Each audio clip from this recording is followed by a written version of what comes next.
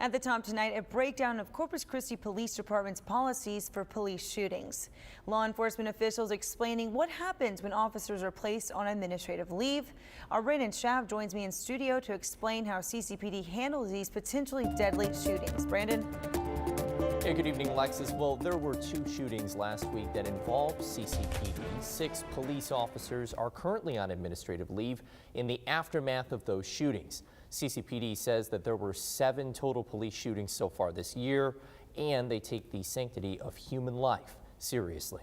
The hardest decision an officer has to make is probably taking somebody's life. CCPD Deputy Chief James Lerma said that police officers hope they never have to unholster their weapon and take a life. If it happens, he said that it's a difficult decision, usually made in seconds. CCPD's policy after a police shooting is to place officers on administrative leave throughout an investigation. He explained how they support their officers during that time. Evaluate the officer's mental health, make sure they're mentally, physically able to return to work. So that's just the process that we do to make sure the officers are okay and make sure the investigative process takes its natural course. Last Monday, a 22-year-old shot into a neighborhood multiple times and waved a handgun at police. On Tuesday, a man fired a gun from a Red Roof Inn poolside balcony. Both men were eventually shot by CCPD officers, dying from their injuries at a local hospital. Lerma said that safety of the community is always a main priority when responding to calls, and they don't know when police shootings will happen.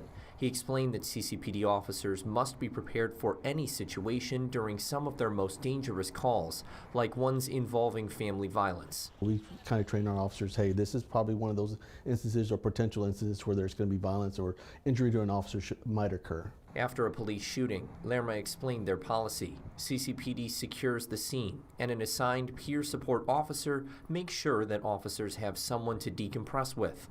Officers are then placed on administrative leave, and the investigation begins. He said that there's an administrative review process for police shootings. Make sure that we are doing exactly what we're trained to do. Is there some training or equipment that we can use to make sure that our officers are doing the best thing at the scene? And Lerma says that CCPD also took steps to give officers the best equipment and training for responding to calls. Well, that includes de-escalation training and tasers. And he says that they use time and distance, talking through the situation and bringing down emotions when they can.